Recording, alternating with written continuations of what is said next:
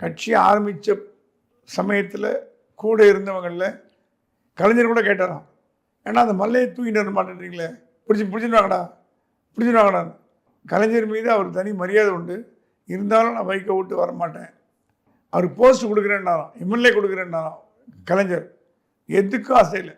அப்படிப்பட்ட ஒரு ஸ்டெட்ஃபாஸ்ட் அரசியல்வாதி தான் மல்லை சத்யா. ஆனால் மல்லை சத்யாவோட புகழ் கட்சியில் நாளுக்கு நாள் பெருகிட்டு வந்த உடனே என்ன காரணம்னா அவர் வைகோ லாயலிஸ்ட். அவர் வைகோ கணத்தில் குதினா குதிப்பார், ரோட்டில் போய் நின்றுப்பார், என்ன போராட்டம் நடந்தாலும் முதல்ல இவர் தான் உயிரை கொடுத்து பணம் வச்சு போனவர்.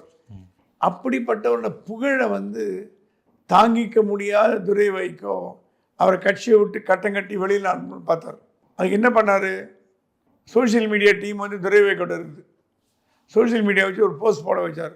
30 வருஷம் இல்லை 300 வருஷம் ஆனால் கூட நீ கட்சி தலைவரை வர முடியாது, நீ துரை வைகோ கீழே தான் பணியாற்றணும், இஷ்டம் இருந்தால் இரு, இல்லை மூட்டை முட்டி கட்டி போ அப்படின்னு ஒரு போஸ்ட்டை போட்டார். அங்கே தான் பிரச்சனை ஆரம்பிச்சது. யாருக்கு எதிர்த்தா போட்டார்னு எல்லாருக்கும் தெரியும்.